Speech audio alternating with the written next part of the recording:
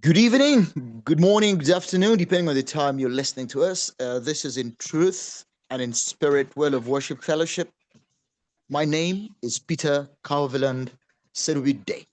Today is the 8th of September 2025. It is 6:14 p.m. here in Uganda or East African Standard Time.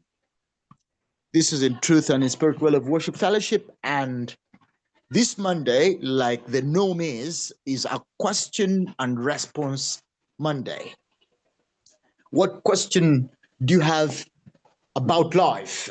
Some 3 or 1 day ago, I was thinking of the questions in the Bible, and I was musing. I was just reflecting on introspectively about the questions that Jesus Christ addresses or that are advanced against Jesus Christ, and Jesus responds to them. And I was here wondering whether there is any fundamental question in life that Jesus did not respond to. It is still a challenge, and I'd like to challenge you, our dear listener. If there is any question, if you happen to be a Christian and you're a Bible student, you need to interest yourself in the frequently asked questions that Jesus responds to in the Bible discourse. I have not found any fundamental question. I mean, fundamental, that is necessary for human beings to be here or to live here, that Christ did not address. The world is more of questions than answers. When we ask, we probe our minds. When we ask, we tickle our hearts. When we ask, it becomes a foundation of innovation, of creativity, and of living better. Transformation does not begin with answers. Transformation begins with questions. That's why, in Truth and in Spirit Well of Worship Fellowship, think that when we ask, we get to understand ourselves better, we get to understand the world better, we get to understand God better. And therefore, we have a balanced attitude towards reality when we ask. That's why we have the opportunity of asking, and we don't pose as omniscient. We only pose as an analytical, with an analytical eye. We stand as fellow citizens of this world and flash light into the realities that attack us and the realities in which we live. And that's why we continue asking and never get tired to ask. Welcome to In Truth and in Spirit Well of Worship Fellowship. This is your time. If you have a question, please feel free to table it here, and we shall be glad to share. And if you're here, if you happen to be present, please share your views about the questions you ask. Do we have any question from any field of life? Any field of life that you think we need to think about reflectively and critically? If you have a question, this is your time. Meanwhile, I have some reserves in my question bank, but I would like us to have the opportunity first. First come, first served works well. Yes, Pastor White, you have unmuted your microphone. Should I interpret that in high context culture or in high context culture communication manner? It has been on. Okay. Okay. Yes. Any questions? Rutembana, Umchwezi. I don't have any now. Maybe the due course. Okay. Yes. Just from Soken Samba, do you have a question that you think it is worthy our reflection, and probably it can lead us to understanding reality better in different fields of life? No, not at this time. Let's go to your Okay. question bank. Okay. We Well, before have yes, yes, Pastor White. Please proceed. Yes, I was saying that before you go to your question bank, I wanted to ask whether marriage is for everyone. And Okay. and living with other people. And there are some people who are comfortable with living with each other outside and not comfortable with living with other people inside. Is that a psychological problem? Is it a psychiatric issue? Or it is natural that someone wants to stay alone in the house, but they are social from outside. And but when it comes to living with company inside, it becomes a challenge. Is that a psychological thing or a psychiatric thing that someone needs to go and see a shrink or a counselor? Or it is normal and some people are not cut for that? And it goes as far as even family. There are people who do not like children. They just don't like children. Is it a problem or it is a sober choice? Then there are those who cannot live alone. There are some people who do not cook at home, and their reason is they cannot eat food alone. They cannot sit and eat food alone. Then there are other people who actually enjoy their meals alone better than when there is company. Society seems to always paint those who cannot eat alone as something that is normal, and then they paint those who prefer eating alone as something abnormal. So this kind of condition goes further even to relationships, because they don't want people around. They don't want children because they don't want people around. A lady doesn't want to have a man in the house. A man doesn't want to have a woman in the house, but he can date. Doesn't hurt him if the lady is visiting, and doesn't hurt her if the man is visiting.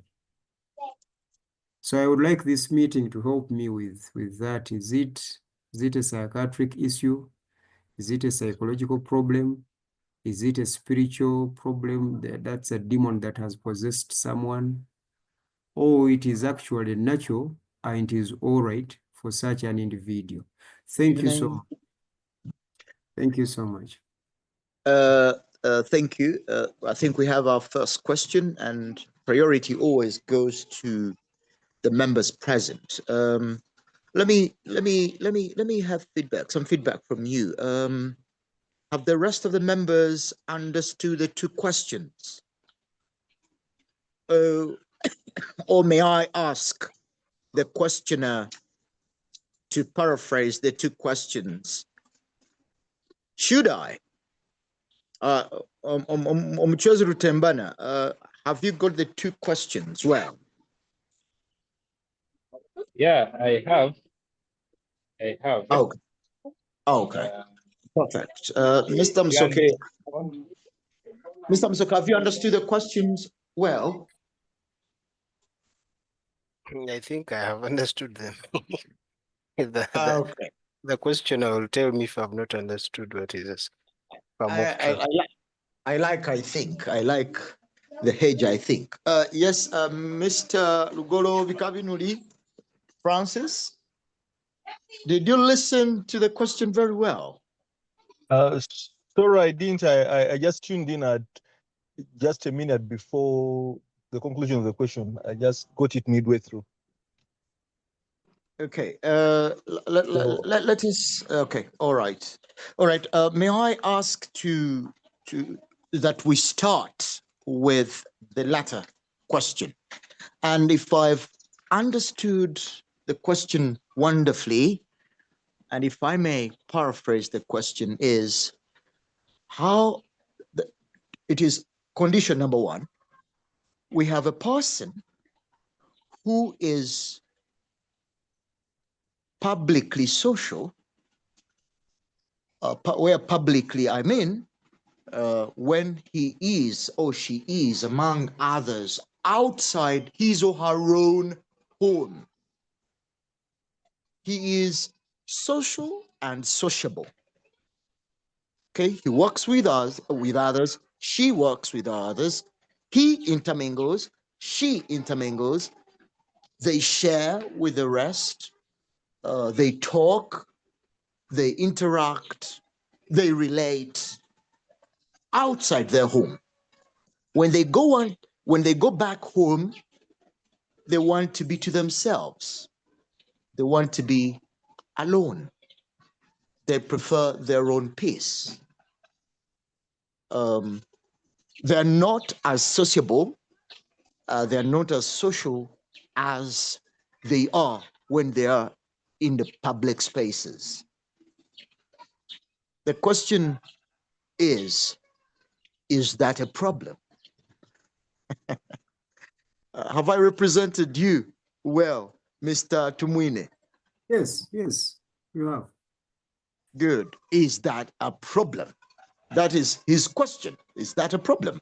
And if it's a problem, uh, what kind? Is it a psychiatric problem? Is it a nature or nurturing problem? Is it a societal problem or social problem?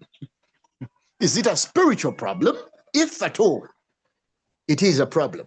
Or it is simply different personalities that God has created, and there's no problem with them.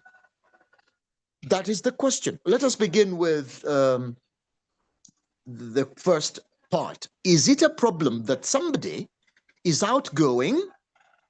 He is sociable and social outside their own home, but when they get back home, they want to be in their room. They want to be them with their phone. Without a phone, they want to be them and their books. If they enter bathroom, they want to be there for the next 2 hours. And they don't want to hear anything knock. Okay. Is that a problem? Let's begin there. Let us begin with Omchezi Rutembana. Omchezi, is that a problem? And if it is, what kind? But let us begin with, is it a problem? Peter, you first go to someone, eh? Okay, I'm going to use for 1 minute. perfect. Fantastic, fantastic. Yes. Kabinuli Francis Rugolobi, is that a problem? And if it is, why do you think so?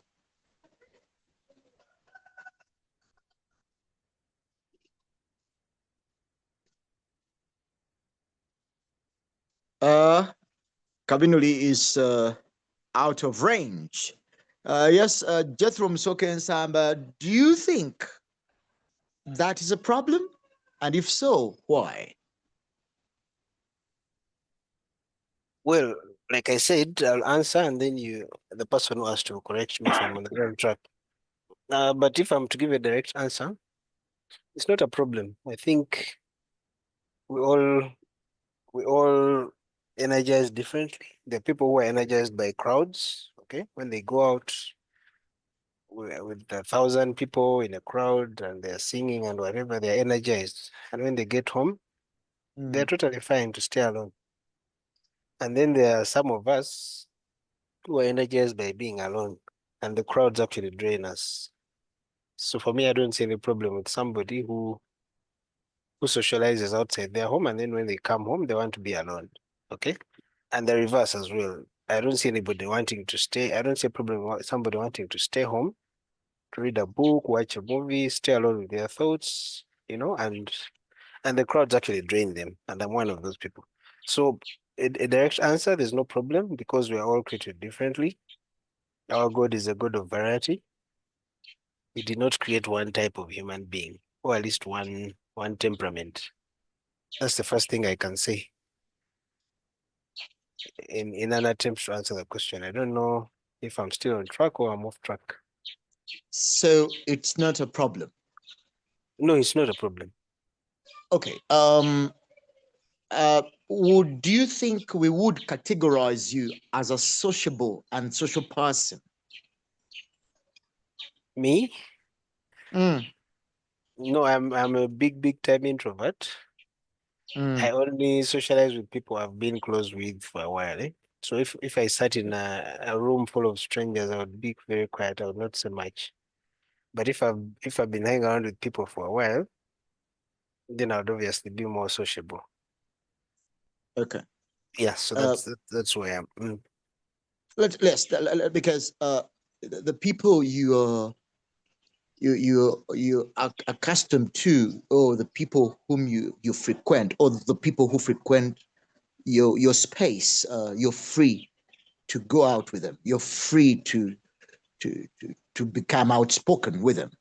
But this person, even with those with whom he lives, his close family members, even when he goes back home or when she returns home, she wants to be alone. He wants to be alone. Even when he is married, don't you Now think that's at that point, yeah, because he's married, he's got children, but when, like, if you listen to him ask, when he goes back, he used the word inside. So outside is what I call the public space, and inside is home. He wants to be alone when he is even with those who are his or her home, because home is not very much a building than it is the people who live within. now At that point, on that one, I would say that one is wrong in two ways. it's One, it's wrong. if It's a problem.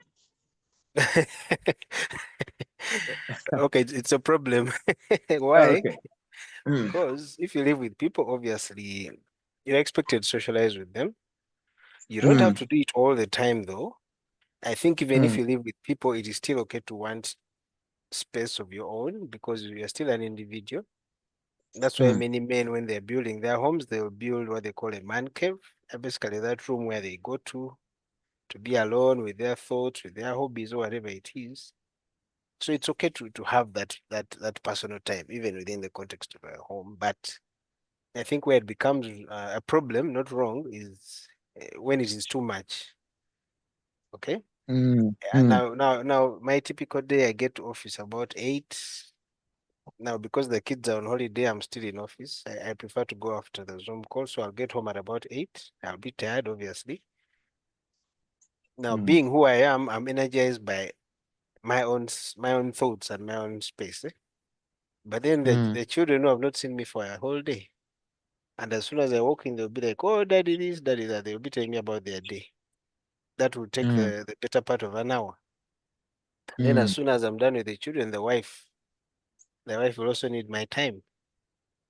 Okay, mm, so now we're looking at 10 o'clock before I've really settled or even sat down just to, breathe.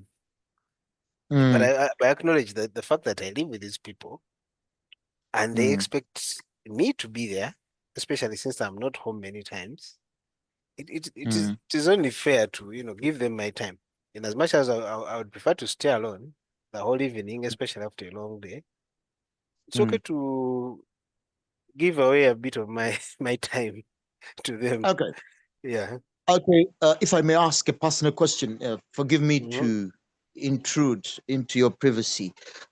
Before you got married, how long did you spend living alone? Let me see. I started renting on my own 2007. Mm, I got married 2013, so that's what, 6 years? Yeah, six for 6 years. years I was alone. Yeah. As Okay. in alone, not even with a housemate or anything. Alone. Okay, you're alone. Yeah. Yeah. And what kind of community did you rent? These. I hope I've understood your question. These semi-detached houses, these corporate houses, really, where people Okay. drive in, enter their home, and they never even talk to their neighbors. Those kinds of homes. Okay, yeah, I'm asking those probing questions because the question that has been asked by our brother, who is representative of a myriad of people, has to do also to do with society. Now, if I may ask the one who asked, Mr. Tumuine, this person you're asking about, for how long has she or he been living alone?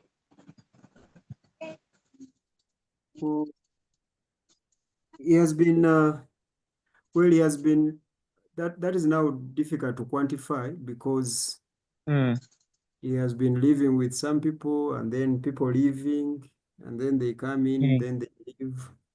But Mm, most of his part has been living alone. okay. Yeah, that's what thank you. Thank you. That's what I wanted to for those who have just come in, like Mr. Sebutinde, and Mr. Lugolobi, whom I think now is on and regular here. The question is, we have a person who is outgoing when they're in the public. When they are out in the public space, they are outgoing, they're outspoken, they are sociable, they are social, they are relating, they're intermingling, they're interactive. But when they go inside, where inside here means their home, they are more to themselves. They want to be in their room alone. They want to be in their bathroom alone. They want to be in their kitchen alone, in their living room alone, even when there are people there, even when there are those whom they call their home there, with a wife or with children. Still, they want to be alone. They're happier and they find it more peaceable and peaceful to live alone. The question is that a problem? The pre-current speaker, Mr. Ansamba, says uh, its frequency, because of its frequency, it wouldn't be a problem, but its frequency has made it a problem. What do you think? Shall I take Omuchwezi first, and then Mr. Lugolobi shall follow? Rutembana, please, you have the floor.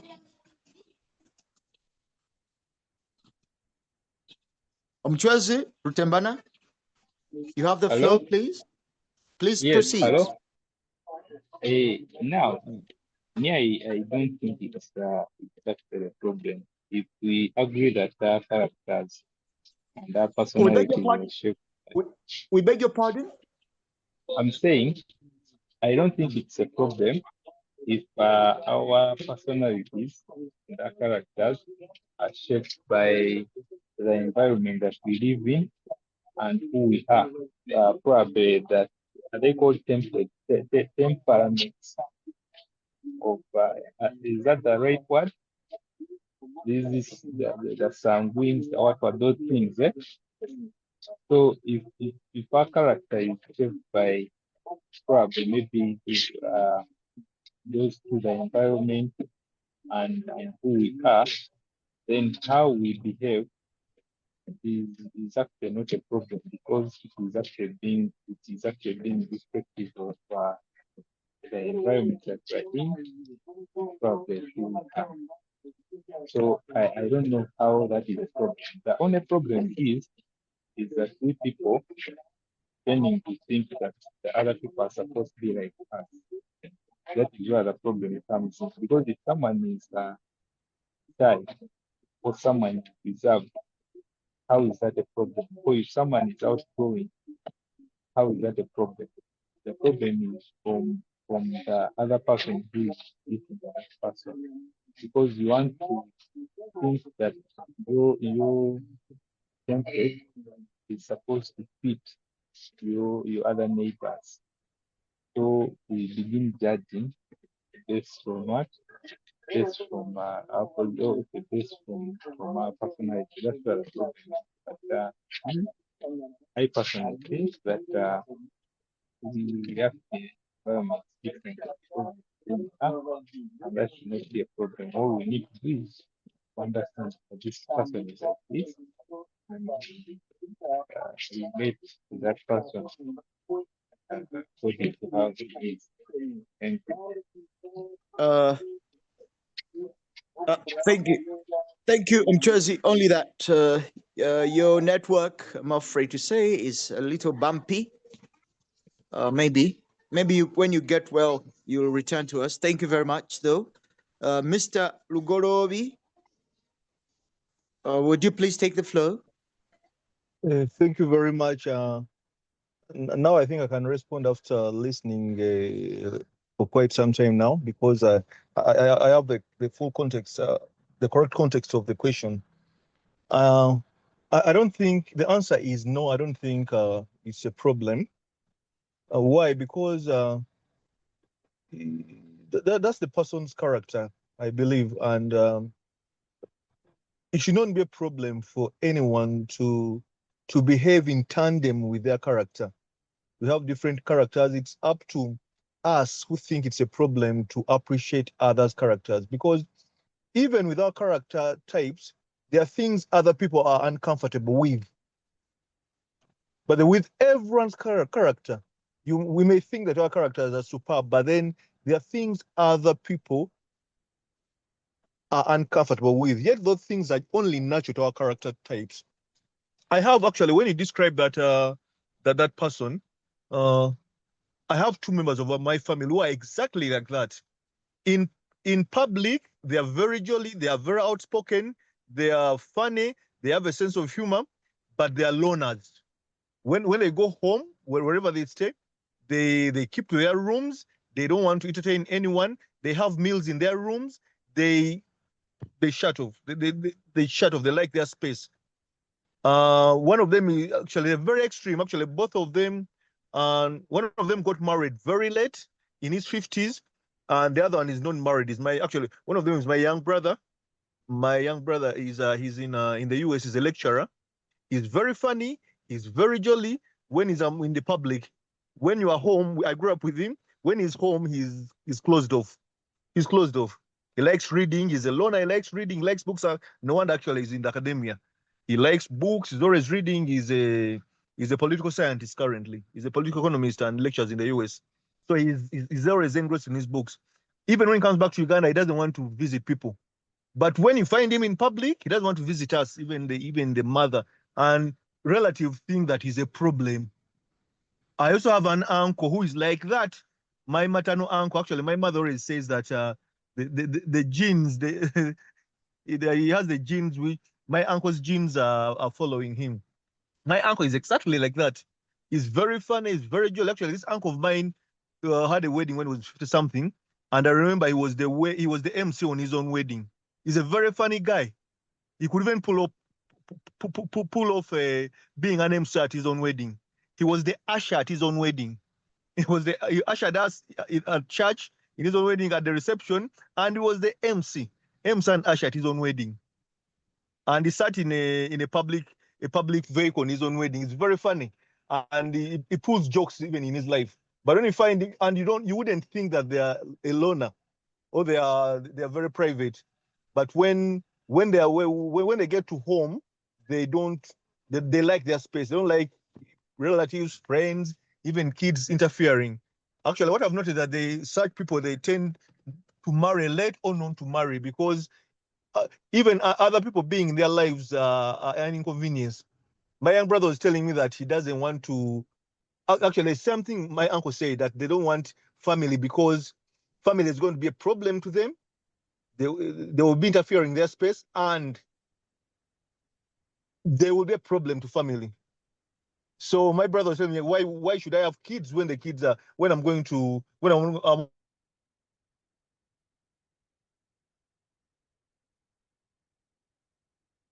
I think it's us, it's a character type. It's us to understand and appreciate them.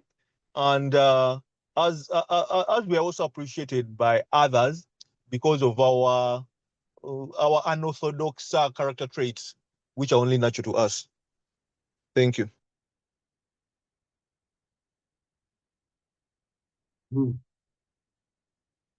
Okay, I am following. Our moderator has dropped off, but we are still continuing. Reverend Tangazo, you're welcome. We are handling a question of we are handling a question of a certain kind of people who in public like being around people who are social, who are free, who can communicate, etc. But back at their home, they want to be alone. The situation becomes so worse that even if that person is married, in the house, he doesn't say a word. He's just quiet. And the spouse keeps thinking that they did something wrong, and yet that's not the case. They just want to be alone. Some even take an extra mile and say they don't want to have children. Others who are wise enough decide not to marry because they are going to take others into pain because of who they are. So we're asking whether that is demon possession, or is it a psychological problem that needs to be taken into psychiatric places to be fixed, or it is a natural situation. Some people are good in public, but in their space back at home, they do not entertain that, and they would prefer being alone. In some instances, but Isaiah, yes, there are also yes. people that are very, very shy in public, but then with close friends, they are very free and outgoing. Yeah, that is also another kind of people. There are those who are not easily social because of the unknown. When they don't know you, they're not going to talk to you freely. But when they know you, they feel comfortable expressing themselves as they wish. So that is what we have been trying to wrestle with before our moderator left us. I'm sure he will return. So I was briefing Reverend Tangazo and Governor Sebutinde. I hope you guys now are up to speed. Sandra, you're welcome. I hope you're okay. Administrator, can you say hi? Administrator, can you say hi? We want to make sure you are not AI. Okay. Hi. Okay, that's good to hear from you. Good.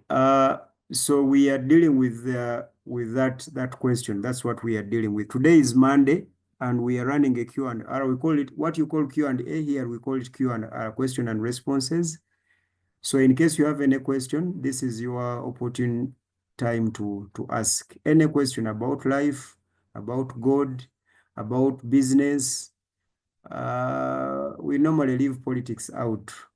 But if you have something in principle politically, you can also ask that. We prefer that you ask from the leadership point of view and not from the partisan political point of view. So for those of you who have any questions, this is your opportunity. Sandra, do you have any question?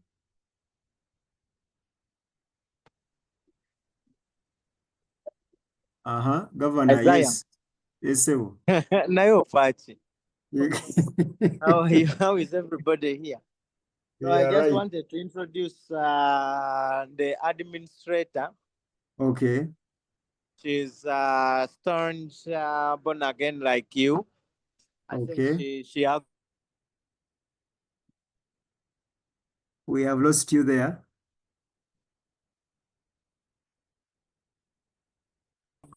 We have lost you. We have lost. We lost you. We I lost you. invited her to come. She's called Jessica. Oh, okay. Thank you. Thank you so much, Jessica. You're welcome. This is your place to be. We are critical. We are inquisitive. We are welcoming. We like thinking. We like challenging. We don't believe in arguing all the time. It is okay here to disagree. So keep coming. You like the heads there. I'm sure the governor took you through a number of things about us. We are not good people, but we are not bad people. So I hope you enjoy your stay. So much. Thank you so much. I can't wait to hear what is happening. Okay, thank you so much. Well, you're welcome. Now, so that's what we've been talking about. We've been talking about a kind of person who is not sociable at home, but a social person again in the public. When they're in the public, they socialize with anyone, they participate, they talk, they hold conversations. But when they go back home, they want to be alone. They want to be alone. And we're asking whether such a person should actually marry. Francis, do you think such a person should marry? Or they should just leave that thing alone? Because why would you marry someone that you're not going to talk to at home? Francis, are you there? Okay. Ella Francis, can you hear me? Well, Jet, can you hear me? I am testing whether I am. I can hear you. Isaiah, Oh, okay. That's, Isaiah, okay. Yes. Isaiah. Yes, That's the Rutembana. question. The question is now, because like what you're asking, as if you're restricting marriage to only communication. Yeah, but Rutembana, how can you marry someone that you don't talk to or in the house? I think it's more than communication. It's part, but I think there's more than communication in marriage. We're actually discussing talking here, Rutembana. You're in the house and you are mute. You are not talking. You want your space, you want to be alone. You lock yourself in a certain bedroom and you are there. And then the other partner also is somewhere in the house. Is that okay for you? I think it is okay. Really? It is okay. Okay. Okay, that's yes, Chairman. No, I think it is selfish if you marry someone's daughter or someone's son and you don't talk to them. It is very That is what I selfish. thought. That is what I thought. But Rutembana seemed to say that is all right. Really? No, it is very selfish for you to be in a house and you're not talking to each other. Because one of the, I don't want to say requirements, one of the expectations of spending time together is talking. Exactly. So I think it is selfish. And as much as you claim to be energized in your personal space or whatever it is, I think you can still set a time, you can still set aside time to talk to your spouse. Well, and if your condition is worse and you cannot even have that time, I think, don't you think it is advisable that you don't even dare marry someone's child? Leave someone's daughter alone if you don't have And time. someone's son. Emphasize also the son. It is normally a problem with Adam's sons, not Eve's daughters. So that's why I'm emphasizing it's the guys. It's the guys who claim not to have time, they are All right. busy, they are working, and so on and so forth. Yeah. Okay, brilliant. We hope our moderator, the phone was not snatched on the way. So because it's not returning. But anyway, let's continue. So that is the first question that we are trying to handle. Rachel, Jessica, Governor Septinde will also give you a link to our social media where we have these recordings. You can go and listen to this entire recording where we started from, for you to pick up from this conversation. But that was our first question. Now I would like to shift to any other question. If any of you has a question about what we've talked about what we've not talked about life, about family, about business, about relationships, about religion, about faith, this is your time. You can just ask anything. Yes, Elder Francis, I can see your hand is up. We called you earlier on and we didn't get you. Can you hear us now? I can hear you, but I'm driving. I hope you can hear me. Yeah, sure, we can. Now, actually, personally, I remember I made a submission on the but then I just want to make a rejoinder to the Mm. to the submission I made, but this one is in connection to the last bit you submitted about someone's son and someone don't get married. Don't get married to someone's son or someone's daughter if you are that type of person who won't have time or who won't have time and space for that individual. There is something very peculiar from hindsight. In hindsight, actually, I had to make an apology to my wife. I think last year. Was it last year? Last year or this year? But I think it was last year. I made an apology to my wife because there are certain aspects of our character which we are not, we don't think. Okay, sometimes we don't know that our characters are not palatable to certain people or to all people, especially in a closed setup like a marriage.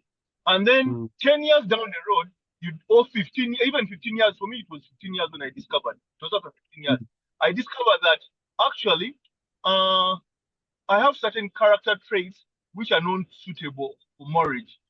I like I like having fun. I like at all costs, irrespective of the people I'm with in the relationship. And I know it's bad, but I can't help it. I would like to, when I need my space to watch Netflix, I need my space. When I need, and I've tried all sorts of things to make sure that this doesn't bother my wife. I buy 2 television sets for us, 3 sets actually television sets, one for the kids, one for my wife, and one for myself, so that each of us can watch whatever they want. I have Netflix, which can accommodate everyone. I have different softwares for our smart TVs, make sure that everyone is sorted. I have I want them to have their own separate rooms, everyone, so that everyone is sorted. But everything I've tried to do to remedy that has failed to, because sometimes they need me, and I'm not around. I want to enjoy whatever I enjoy instead of giving time to my wife, things like that. And I have a selfish. Actually, I'm too selfish. It seems. Even when I try to fight it, it's never enough. I've discovered it's never enough. And I think last year I even apologized to my wife. I told her I failed you because of who I am. I've even tried to change, but I can't change beyond what I've changed. I just feel like I couldn't change beyond what I've changed. And I just apologize and I asked her to keep up with me, just bear with me. If she can bear with me. If she can't bear with me, then she can. But then what I'm trying to bring up with my experience is that some of these things we discover, we don't know when you're going into this relationship. And sometimes it takes years for us to realize. Actually, for me, it's not my wife who told me. I just realized it over time. No one told me, but then I made observations over those many years, and I realized it. And it was late. This was too late because I've already engaged someone's daughter for in my life for 15 years, and I've been a problem because of who I am.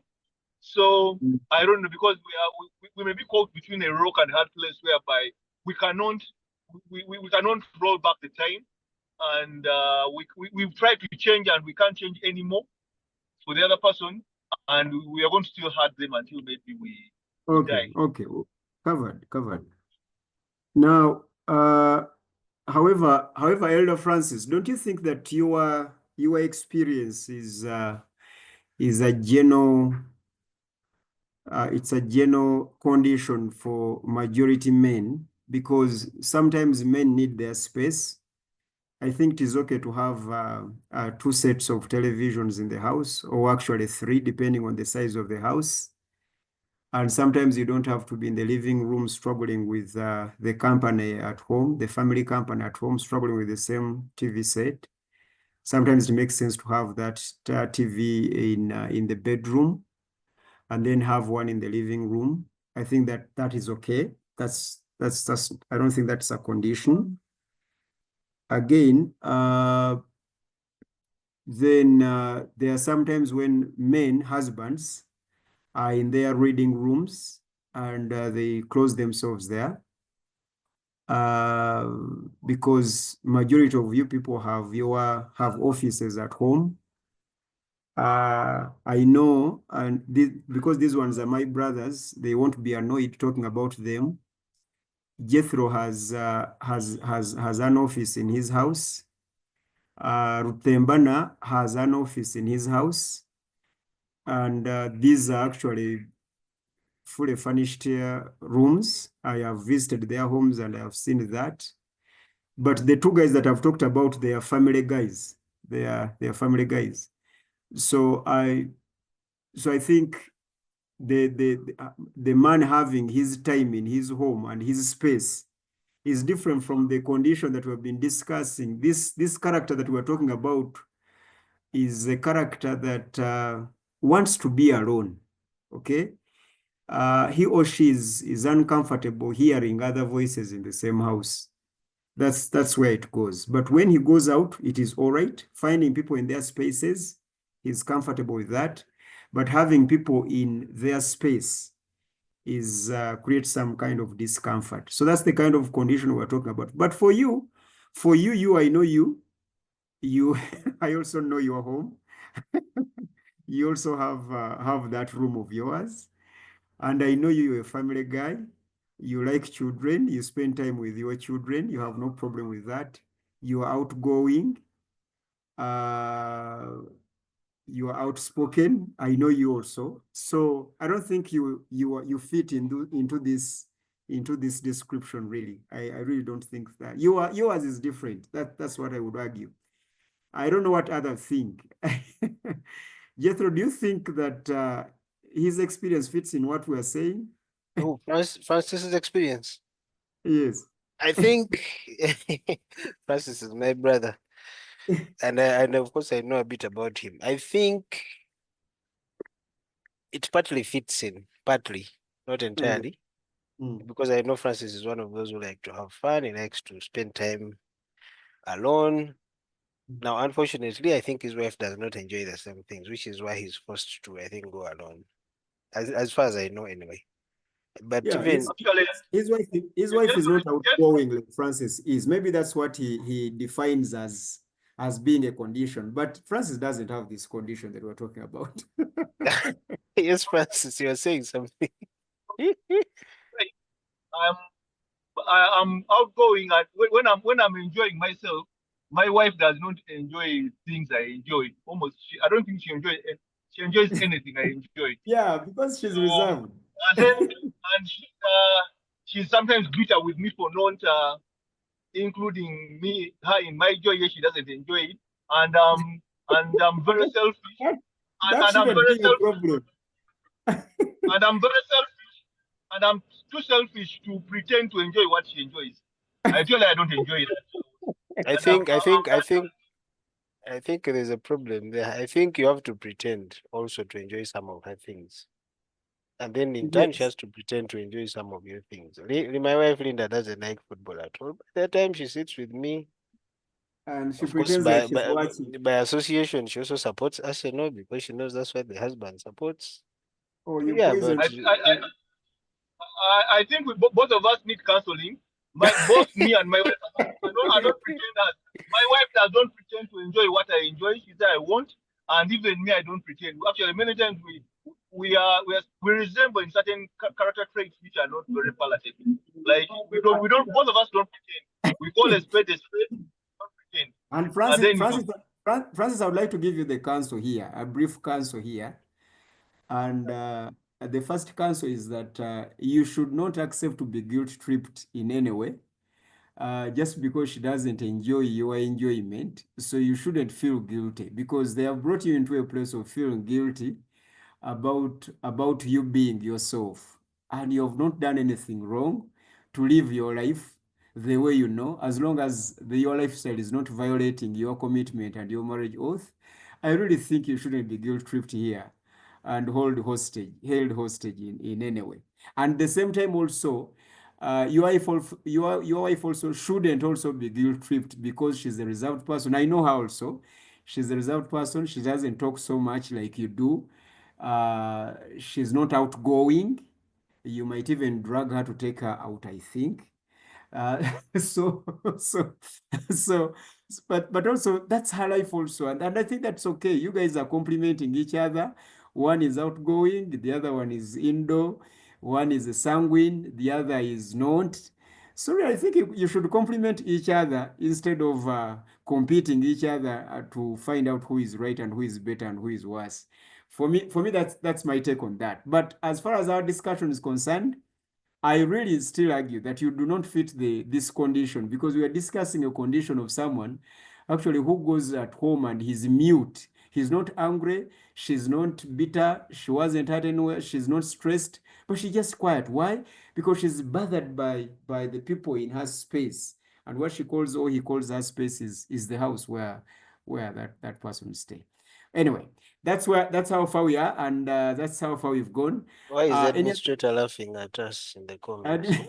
administrator maybe was laughing at the experiences that people go through. And Jessica, are you married or you're single? Or do you have something to say? Not yet married. I was just thinking of how you would get married to a person and then you get back home and you just quiet. Like how on earth can that happen? Maybe if there is some issues that are going through, but I think no, who does that? Like No issues at all, and someone is just mute. They're just not comfortable with having people around in the house. wow, that's so Yeah. weird to me. I'm actually hearing it for the first time. Well, you pray that you don't land into that son of Adam. So True. so so it really happens that people are not talking. I think earlier before you joined, Francis himself gave us an example of his sibling who actually, and it is characteristic of people who like reading so much. So those of us who like reading so much, we feel inconvenienced when we hear some other noise in the same house, because we want to concentrate, we want to be on that. And then to make matters worse, if you have a condition of like the one that I have, ADHD, then having people around in the house really is a problem to those of us who have that condition of ADHD. And at the same time who like reading, then we like to be alone in the house, because we use our places of residence as a springboard to appear and participate in society. So once we have a sociology in the house, then we die gradually, and we will not perform outside if we are not alone in the house. So I was wondering whether that is a demon possession, whether that is a psychiatric problem, or that is who people are, and we should accept them. And then I also warned, I asked, should such a person actually involve himself into these kinds of relationships like marriage, where you're going to live with someone whom you won't be talking to for at least for 5 days or 4 days in a week? Well, anyway, that's where we're. Jet, do you have something to wrap up with?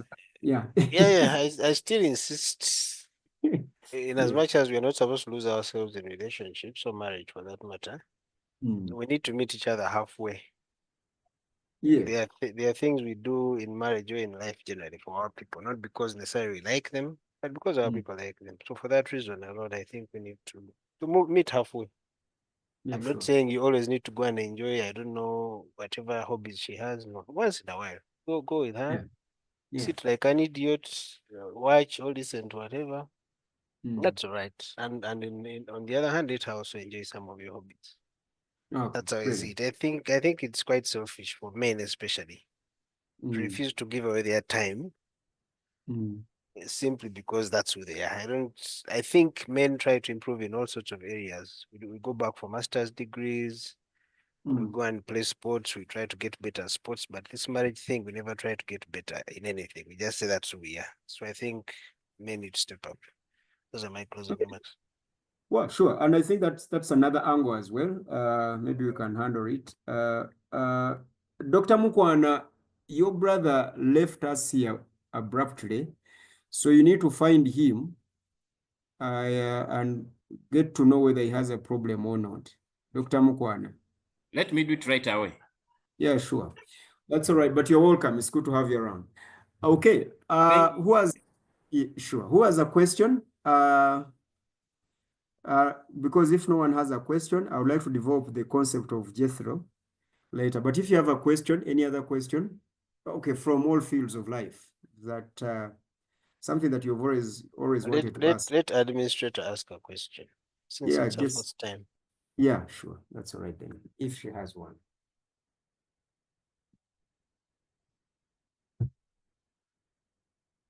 Jessica, For do you have now, a question? no. Okay, fine. Oh, okay. All right. That's all right. Okay, that's all right. For now, no question. Sandra, do you have a question?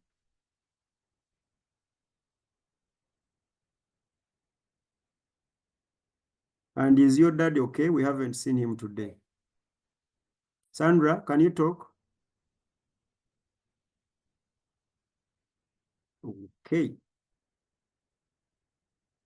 Maybe she can't talk. All right then. Okay. Tembana, are you fine? Do you have any query? Me, I'm here, Mm, but I'm still insisting on what, on people's. I'm still insisting on people's personalities. You know that there are things that are very difficult to change. yes. You pick someone you already 30 or 30 something, and that is the person you've accepted to go with. So his personality or his character is only a problem when you think that it is a problem, and it will not be a problem the moment you just chill and be like, this is what the guy is. Let me just be with him regardless of how it is. So I think the problem is just psychological, because people's personalities are like that. Someone just shy or needs his time, and that is him. So I don't know how that is a problem. Would you also agree to the idea of people being married and living in different houses? Is that okay? Now, ideally, if ideally man should live under one roof, but Okay. Nowadays, because of work, find you have to now, like I've ever since my dad passed on, I've actually been like we've been living separately because of the conditions that are forced us. But in normal conditions, that are supposed to be living together. So, Yeah. but when conditions force you, then you can live apart because of what the world has dictated. Yeah. Yeah. Jethro, what do you think? Because in the context of sustaining a marriage and a relationship, if constant living together is a problem and a threat to your marriage, is it okay if you had separate houses and you guys visited each other? We would need to find another name for that. That wouldn't be marriage. But I agree. Space is necessary even in a marriage. People need, like I said in the beginning, people still need to live their lives. Yes. But if you're living in different houses, really, I don't know whether that is still marriage. Why is marriage What constant? what can Is force you to live a is distant relationship? because you see, some people are not comfortable with. Work can force you to be in a distant relationship. But I'm talking about a situation where some people need some space. For instance, let me first let me use an example which is broken, and then you guys will help me build it. There is a way people can be in a relationship for 4 years, girlfriend and boyfriend, and they are running a weekend marriage. There is a way weekend marriages work.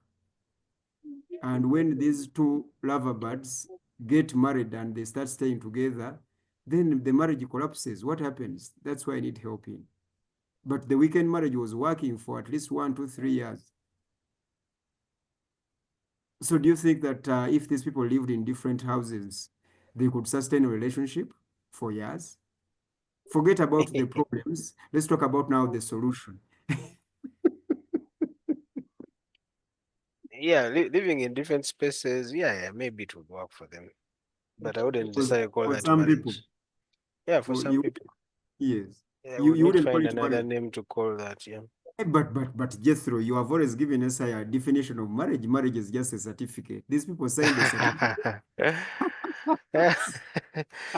The certificate They- binds you together in that prison you call your home, so you yeah, have to be there. yeah. The condition of the certificate is making sure that you are in the same cell. Sorry, I have Yes, yes. something to say about that. Oh, finally, Jessica is here. You're welcome. Thank you. I'm looking at what you're talking about of people need their space in marriage. But to my everyone in life, they have that particular person they run to when they feel like they don't want to talk to anyone, or when they're going through something. There is always that one person that you feel like you can talk to. So to my understanding, I think that person should always be your spouse. Like when you're going through at that moment that you're feeling that you're alone, you want to be alone, this other person should be actually a solution to take away that feeling. So I actually don't much believe in people need their space. Okay, at to the smaller extent, I think, but not always that. I know my husband, he needs his space. My wife, I think, when the way I look at marriage, it should not be like that. Okay. Okay. You agree with Chairman Jethro? People who are married should actually stay together. Should sacrifice, should self-deny, should compromise, and make sure that they are at least in the same compound. It really makes sense. So, Septinde, can you talk? Do you think that a married person should go on a vacation alone, or even when we are going for a vacation, we should go together?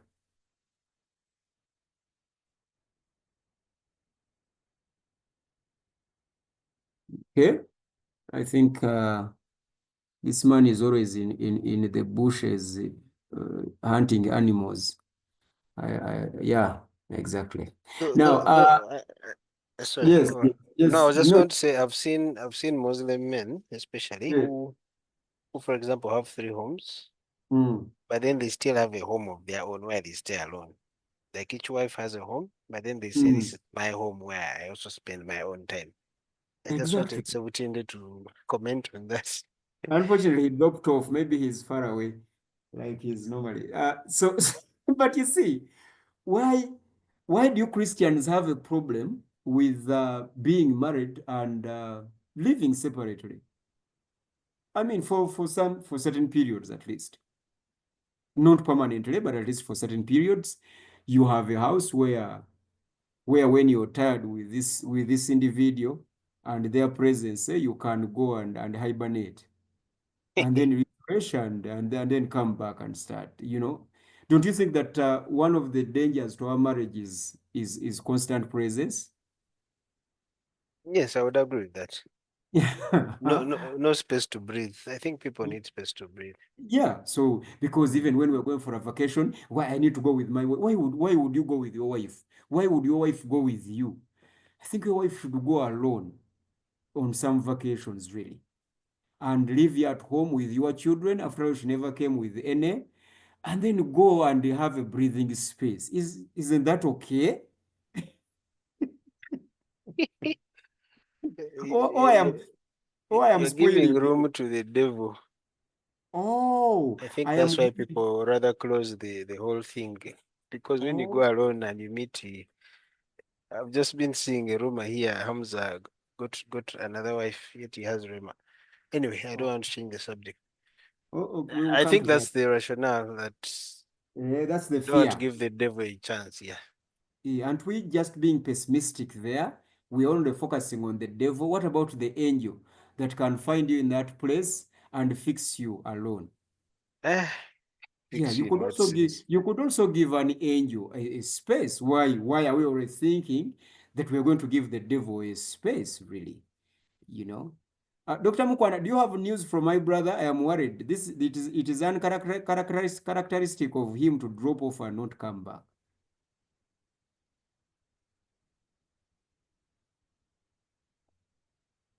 Dr. Mukwana? Okay, maybe he also can't hear us. However, he needs space also from us. Oh, he also needed some space from us. Indeed, because that's my argument. And for those of you Christians who are worried that what is wrong with Priest Isaiah tempting us because now I sound like a demon tempting marrieds, well, let's go back to the Bible, all right? In the Bible, there is a couple that lives in different houses. Hey, Uh-huh. And I'm not telling you to emulate it because they lived in different houses for a reason. But at least I'm trying to demonstrate to you that this marriage is there in the Bible. Mrs. Hosea does not live with Hosea, at least not for 4 months maximum. She can't. She comes, uh, stays with him 1, 2, 3 months. She leaves and goes, and she starts living alone. And then Hosea contemplates that I cannot sustain this marriage. I'm quitting this marriage. Then God visits him and tells him, no, you cannot leave your wife. You can't leave her. And then Hosea says, but this woman is a prostitute. I say, yeah. Your wife is a prostitute. Your wife is a prostitute. So you need to stay with her. And you can find her where she is. Uh, sire children with her. Then Hosea goes, and the conditions where the wife lives, Hosea cannot manage. He leaves and comes back to his house. When he comes back to the so-called marital house, home, God again comes and tells him, why you have spent so long without going to your wife? You go back to your wife. And then Hosea goes back, and eventually Hosea asks God, but why? What is this? I am your minister and your what? And then he says, yeah, don't worry, because what is happening in your marriage is what is happening in my marriage with Israel. That is how we are. I married Israel, I married the church, but we are not together in the same house. So I normally find my church, my wife, where it is. Okay? And so it is okay. You can run a marriage where you are not in the same house with your spouse, even though the ideal should be that your spouse should be in your house. Well, I don't think that is far-fetched. I just wanted to give Christians a biblical reference where the marrieds are not actually in the same house always, but they are still married. So I am arguing that you can still be married even if you are not in the same house. Well, there are modern versions for that. Distance relationships, like that Rutembana has been telling us that because of work, the husband works in Canada, and the wife is in Uganda. There was a time when Dr. Mukwana's wife, I have taken long without visiting my brother. There's a time when Dr. Mukwana's wife was in a certain district, and Mukwana is in Kampala with us here. I don't know whether that is still the status quo, but Yes, it is. see, so I like to talk about my brothers here because I know them as they know me. So is there anything wrong with being married and living in different houses and then running weekend marriages or weekend presence? Is weekend presence not marriage? shouldn't we encourage these girlfriends and boyfriends to go and register those relationships? Because that has always been my struggle. If you have been in a relationship with your boyfriend or with your girlfriend for the last 1, 2, 3 years, why don't you just certify that marriage? Because it is a marriage. And then the decision to stay together permanently also should be discussed. You can be married and then decide whether you're going to stay together permanently and always or not. Or I am spoiling you, Chairman. Yeah, I want to hear from administrator. Jessica, do you have a She- Boyfriend? She's representing the ladies here. We're not picking on her. She's representing the ladies, so Okay. because she's the only one here. And she's born again. Yes, So just a weekend marriage. she has joined Christians who are spoiled. Anyway, Yes. I think for a season, yes, it's okay. Somebody has gone to study for maybe 3 years. It is well for that season, but not permanently. Yes. Permanently, Yes. I think it's better to live in the same roof. Yes. Yeah. But recently, one of the members of this fellowship, decided not to take a job that was given to him, but the job was in a different state, and he had actually been working on that very job in a different state. This member of us is an American now, so he was in a different state, and his wife also was in a different state, and this actually bothered him. Okay, so when the contract expired, they renewed his contract, and he refused. The company called the university, actually, he's a biologist. He's a biologist. So he refused to go back to that university. And his reason was that his work is in a different state and his wife is also in a different state. So he refused to take on that job. He said he's going to go to the state where his wife is, and he looks for a job in that state because he needs to be around his wife. And then yesterday, I think, yesterday we had the fellowship because he had come to bid farewell to us because he's going back to the US. So yesterday when we were in the car, he told me that, do you know that at a certain point, my wife called me and she had issues with the tire. Her car had issues with the tire, and I had to call friends in that state to go and fix problems. My problems. I should be the one fixing those problems. Now I had to call my male friends to go and help my wife.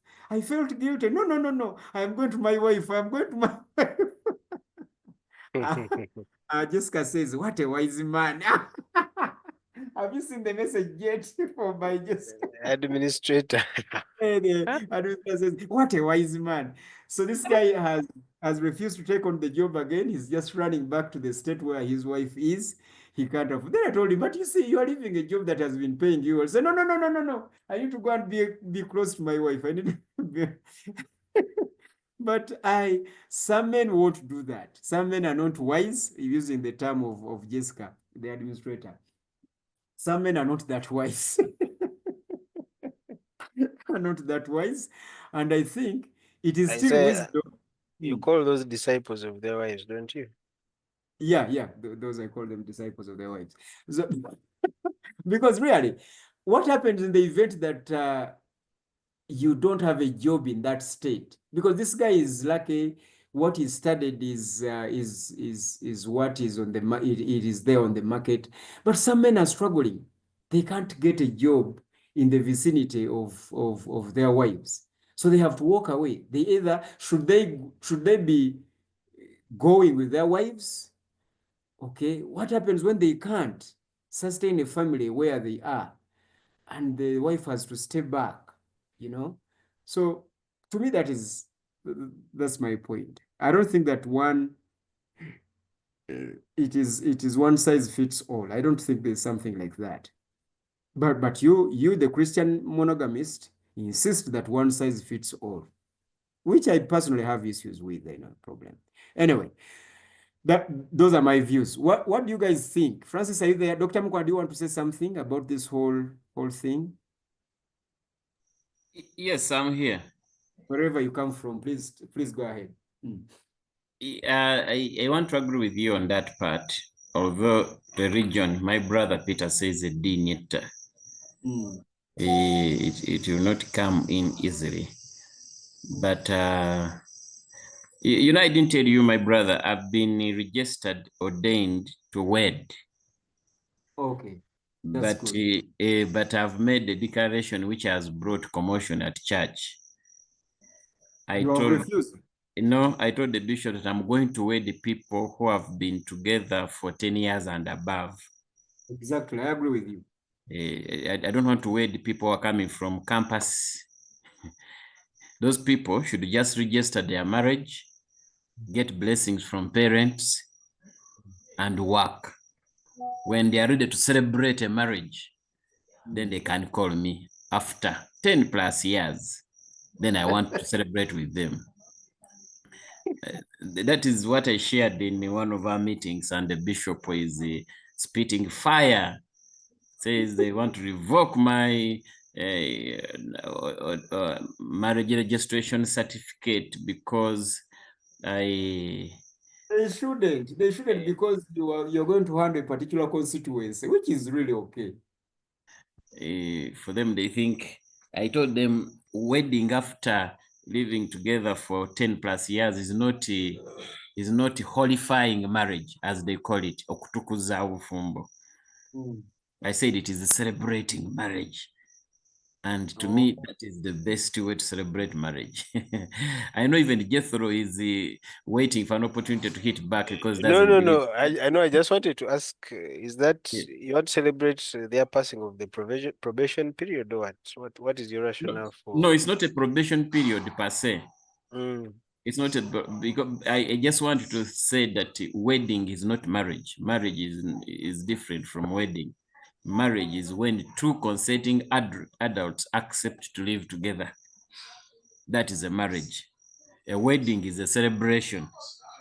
So if they have accepted to live together, let us give them time. They make the money. They really prove themselves, because the ladies on this forum may not like it, but from what I've discovered is that some women, I'll give you an example, that a woman who loves me mukwana, but I'm not willing to give her wedding now, but does not love you Jethro, but you're willing to give her a wedding, she'll go with you. She'll leave the man who loves her and go with the one who is going to give her wedding. And you give her Administrator wedding. will confirm that one. We'll give you a wedding and then you live in hell. Am I administrator? Is that correct? Yeah, very correct. Okay. We believe a man who can go, who can stretch to do all that really loves you, because why would he go through all that stress when he doesn't love you? But then there are those like Jethro who are very obedient to their religious beliefs. So he's doing it not because he loves you, but he wants to please the powers that be. That's where people don't see the issue. But ideally, surely people should be allowed to live as couples as soon as they feel this is right for them to do so. Thank you, Chair. I'll come back.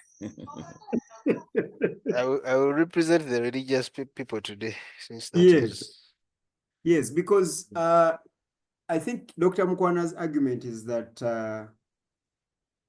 when you pastors are wedding people and you're actually giving them these marriage certificates, are you sure it is a marriage, and are you sure the candidates are sure about what they are doing, and do they understand what they are doing? I think that's where he comes from. Sorry to pause you right there.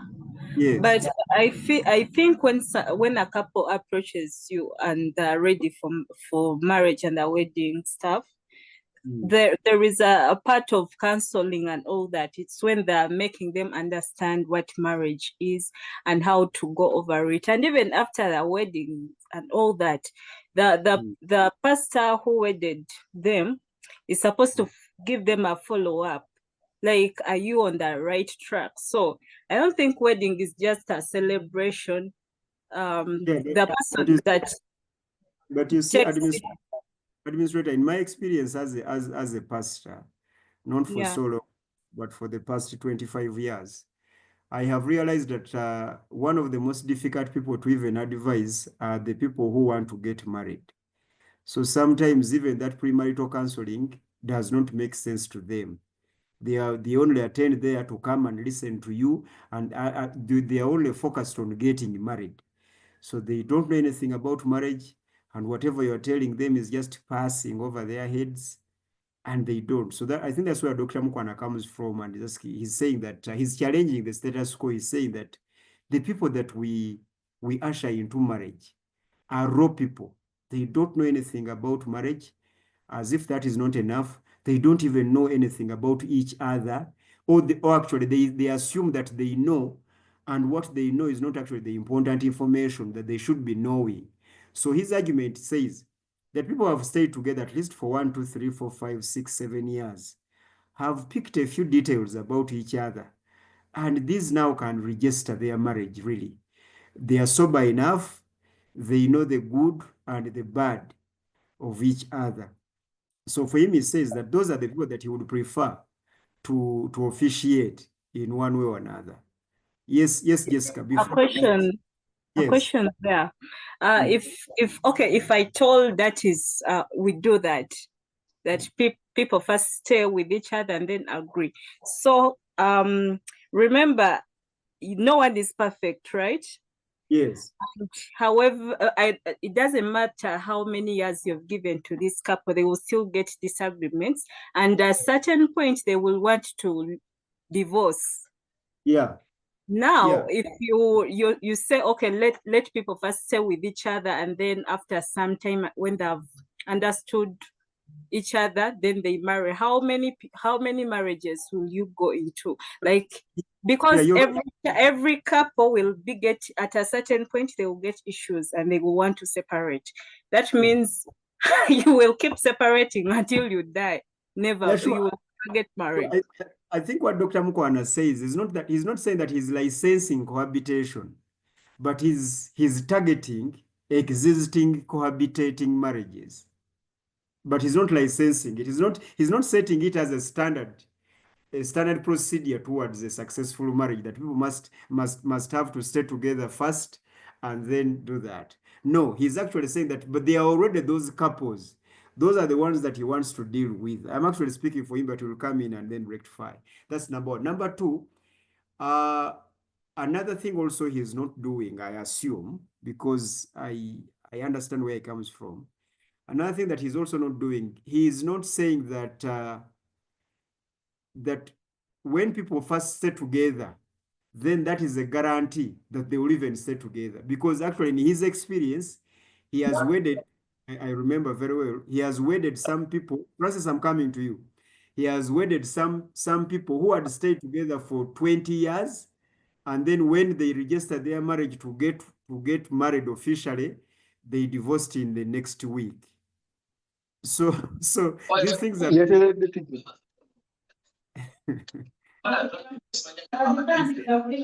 has switched on his microphone to just mess us up. So the dynamics are unpredictable as far as marriage is concerned. But we don't need to bury his idea of, are we sure the people that we wed in our churches understand what they are doing, really understand what they are going into? I think that is his challenge to us. Dr. Mukwana. Wanjiso. Have I misrepresented you or represented? No, you represented me very well. Yes, because we need to be careful, really. Thank you. Marriage is a serious institution, so we need to make sure that the candidates are serious individuals, are mature, they understand what they're going to do. Marriage is not for the weak, it's not for the cowards, it's not for the ignorant.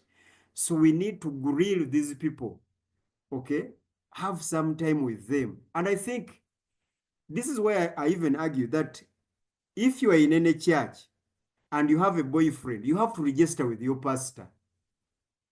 Boyfriend, girlfriend should register with their pastor. This is my advice. If you are in any relationship and you are Christian, you register your relationship. Your pastor must be part of that girlfriend and boyfriend relationship. Why? Because that is you are giving him ample time to help you throughout this process. Not you shouldn't, because you normally bring us pastors into your relationships at the point of marriage. That is wrong. The pastor must be involved. Your pastor must be involved from stage one. Okay? And you know, he moves with you. He helps you throughout, because that's where he helps you how to relate, what to do, what not to do, how to do, what to do, you know, he's involved. But when you give him only 1 week towards the marriage officiation, really, what have you done? How is that pastor going to help you? Or you give him 1 month, and what they call 1 month is every weekend. Those are 4 days in what they call 1 month. Those are the premarital sessions that we normally get with those who are going to get married. And I think it's very unfair. Someone who's going who should be helping you with this serious thing has been given little time. Now that is one candidate that should be involved. Your parents, or someone actually mature. Someone mature, someone experienced in what you're going into, must be involved at the beginning. They must be involved. So involve your parent or involve someone mature and knowledgeable. Involve them into your relationship. But you boys and girls go there and you are into that gorilla kind of relationship. No one knows about it until the engagement party. Then you call us when there's that engagement party. You call your pastor or you call your parent, or one of your relative. They attend your engagement party, but they don't even know how it began. They don't know anything about your partner. They only know you. They don't know whether your partner knows you as they know you, you know. Then the other thing is you come and tell your parents, well, my boyfriend, I had a boyfriend, he wants to come. Then parents get excited. Yeah, he wants to. That's okay. He's a serious person. If he wants to come, he's a serious person. He's a serious person because he's coming. And coming to pay the dowry. So I don't think he's a serious husband because he's willing and ready and can afford the dowry. Marriage requires a different kind of seriousness. So we need to grill these people and see whether they really qualify to be spouses. But that time is normally not given to us. So that's why I agree with Dr. Mukwana that people have been living together actually, somehow, somewhere, qualify to register their marriage than these strangers who have been meeting in hotels and restaurants, and they are now sure about each other. Ah, really?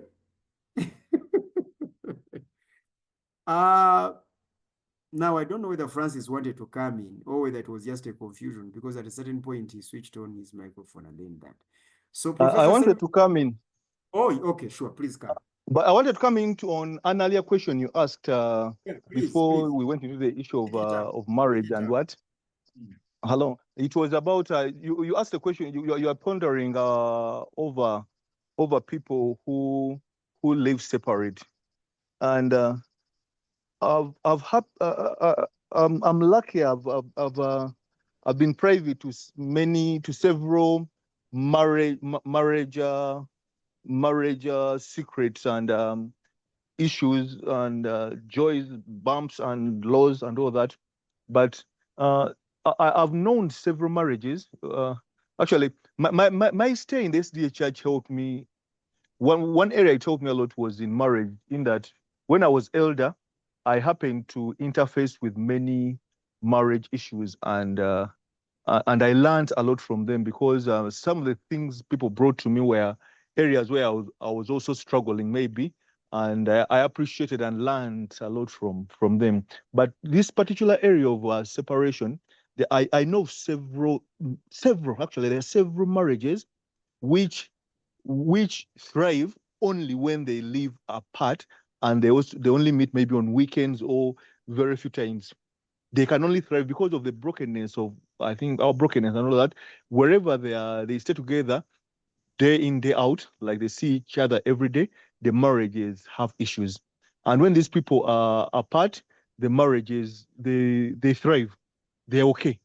So there's some people, like Pastor Isaiah said, that it shouldn't be one size fits all, whereby people should be together. There are some cases whereby we'll see people, they'll be fighting all the time. There won't be any harmony in the marriage. There will be issues, and as long as these guys are apart, they maybe someone gets a job up country, they are separated somehow, and they don't see each other all the time, and they are like see each other on timetable, like, you know, the lady knows my husband is going to be back home.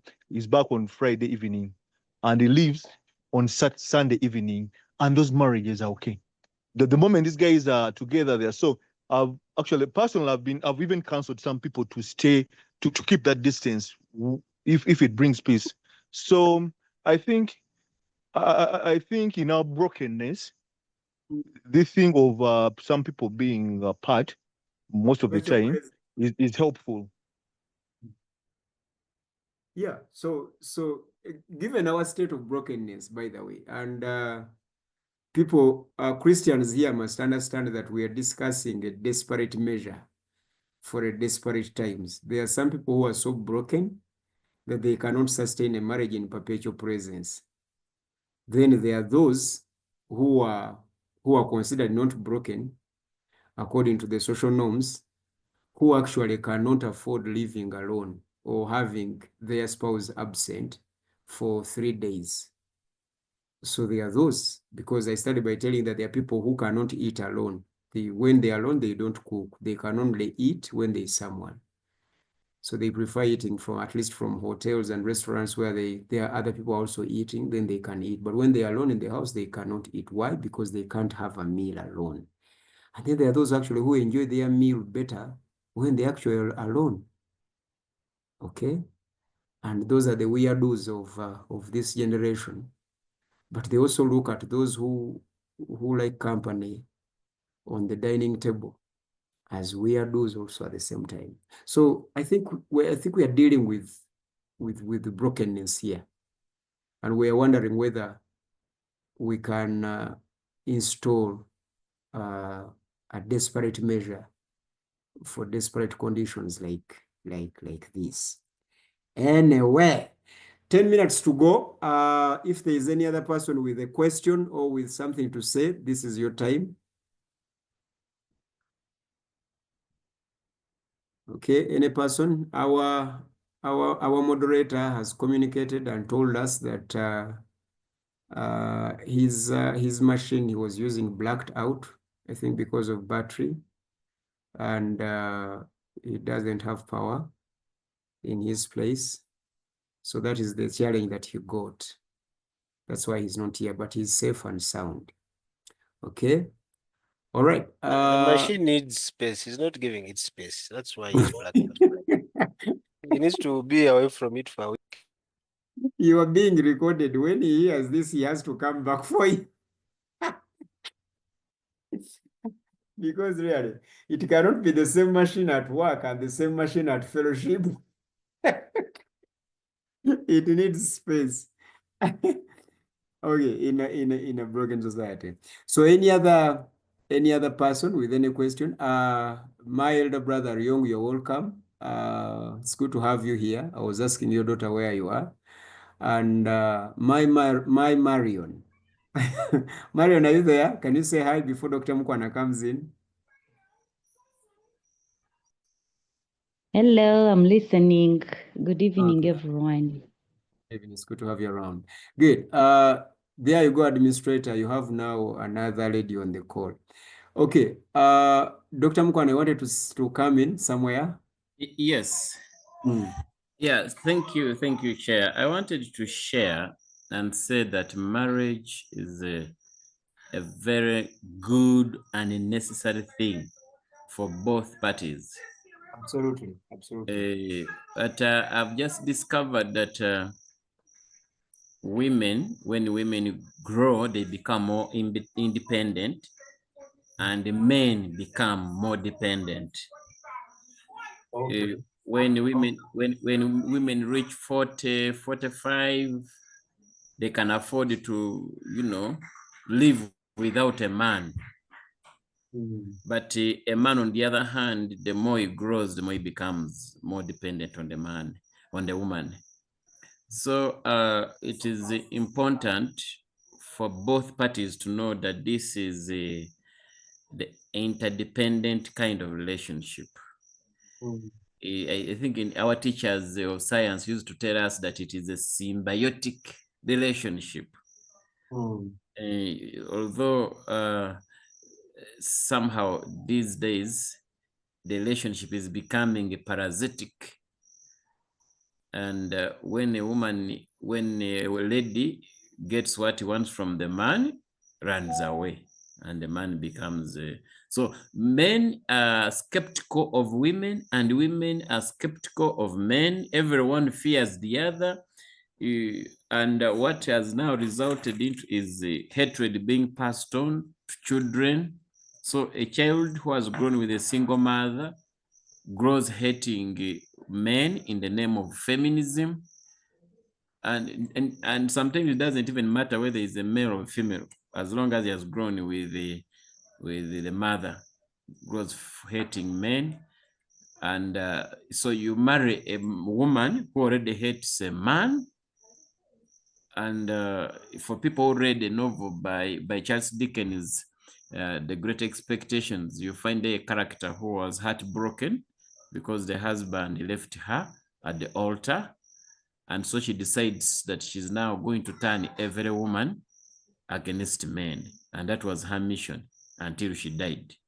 She creates really a woman, a girl, to just break men's hearts. So, but for us who know God, we know we are living in a broken world. We should not enter into the affairs of our parents. Whatever they are, we have a life to live. We are in God's plans. Even if your father or mother did not make a successful marriage, you can. Even if you are a child of a single parent, a mother or father, you can still make a very good marriage. It's accepting that this life we are having here on earth can be enjoyed by the choices that you make. I thank you, Chair. No, yeah, thank you so much. Jethro, did you hear those points and those experiences? Yes, I did. Yes, I did. Beautiful. I did. Yes, thank you, Dr. Mukwana. You have really edified us in this discussion. And I think now that our time is up, we need to emphasize the principles. Ladies and gentlemen, marriage is the right thing to do. It might have problems, it might have challenges, it might have struggles, but it is the right thing to do. Marriage is like life. Life has diseases as attackers, it has death as a problem, but we all know how sweet life is. Okay? So just like we fall sick and heal, marriage can fall sick and heal. I don't know what you're going through in your marriage. I don't know what is happening in your relationship, but I want to assure you that your relationship is the right thing to do. It is the standard of living, so you must participate, and you must participate in it correctly. And what we mean by participating in it correctly, it must be between a man and a woman, for starters. We live in a generation where that also is a reminder. So it has to be between a man and a woman. It is unexclusive in that context. It's not between a woman and a woman. It's not between a man and a man. And it's not between an adult and a child.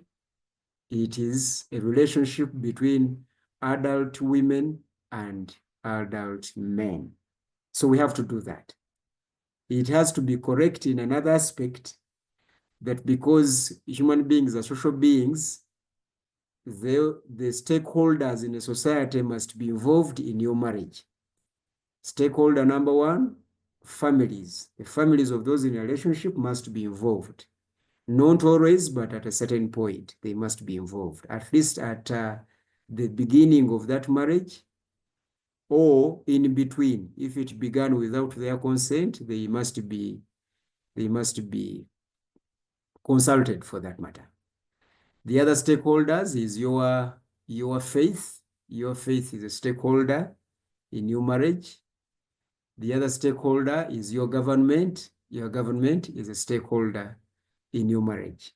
So make sure that the stakeholders are involved at any stage, really. They must be involved.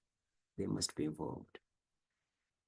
And another point that Dr. Mukwana makes, which is very important also that we need to think about, is that if you're a man, marriage is going to treat you differently. And if you're a woman, marriage is also going to treat you differently. And the treatment will come with age. The treatment will come with time. The treatment will come with circumstances. And what we mean by circumstances, circumstances of poverty and circumstances of wealth will affect or will impact your marriage in one or another. So pay attention to those circumstances and make sure that you are concerned with each and every circumstance. Be it success, be concerned with the success, because success is going to impact your marriage. If it is failure and poverty, be concerned and pay attention, because that also is going to affect your marriage. Why? Because we are human beings. We are fragile, we are fallible, we are going to be hit different in various ways. Then finally, like we've been saying, you also have to understand that because we are fallen human beings in a relationship, one size does not always fit all. If it works for you to be in a distant or to have distant intervals in your marriage, please entertain those distances, those distant or those distance intervals in your marriage. It is okay to go on a vacation alone if you need to go and fix you. So go alone and fix you so that you come back to our marriage a better person. If you are this kind of person who you and your spouse are always glued together, please do not be apart at any one point. Why? Because you being together all the time is what is the success. How do they call it? It is the spice of your marriage. You being together all the time, not giving your partner space is the secret of your success. So that works for you. But if giving space to your partner and spouse is also a secret to your success, please entertain that. Entertain that. As long as you do not violate the laws and the principles of your marriage in those spaces where you are alone. All these we are throwing in these measures because we want to make sure that marriage succeeds. Marriage succeeds because we know that when marriage succeeds, families will succeed. And when families succeed, communities will. When communities do, nations will. And this is how we can fix our nations. This is how we can fix our nations. So I was trying to give you a summary of our discussion. And now I'd like to ask for your parting shots, everyone, please. Okay. Professor Seruvide, how are you? Are you okay? Thank you very much. My parting shot about this topic is that we should remember, all of us who are married and all those who have believed that it is the right thing to do, there is a difference between okukwatagana and obutakanya. Thank you very much. Okay. Marion, your last word. What I can say is that Mm. marriage is interesting. It is interesting, especially when you have somebody who understand you better with set goals and principles, and you give each person space, Okay. especially when there is need for it. Thank you. Yeah. Arion, could you say hi?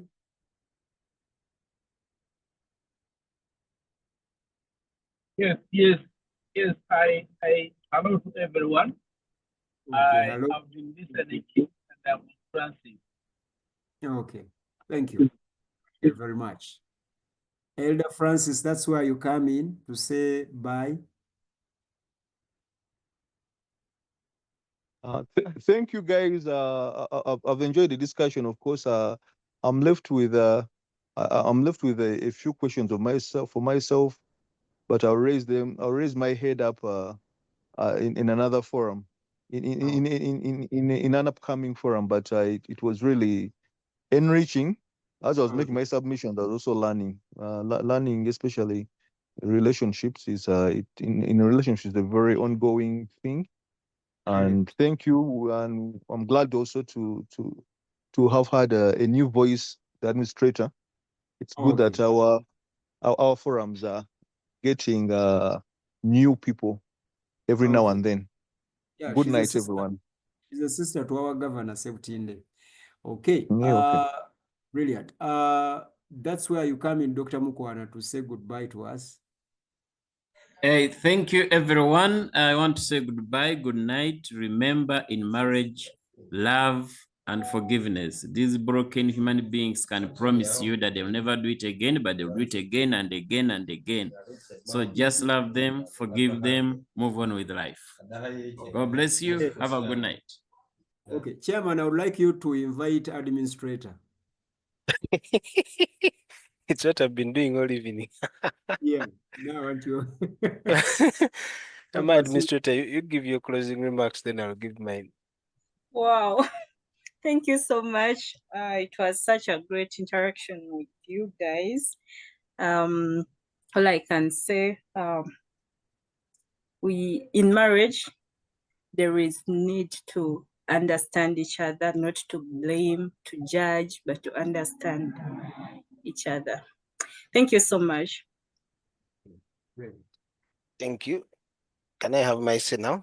Now that administrator has spoken. And close the fellowship. No, I just want to say marriage is a very complicated thing, of course. So there's no one size fits all. Like you said, I think in your summary, just do what works for you. Really do what works for you. But what I want to add to that is, just like we seek to be better in other areas of our lives, academically, spiritually, physically, socially, can we also seek to do better in our marriages? Let's not stick to this is how I am. We can still do better. I'm speaking on behalf of all the religious men on the call and those listening. So thank you very much for joining. We'll be back again on Thursday. Yep. Administrator, you're welcome. The link is the same, 6 to 8 p.m. Yeah. Thank you. Thank you for joining, everyone. Have a good night. God bless and keep you.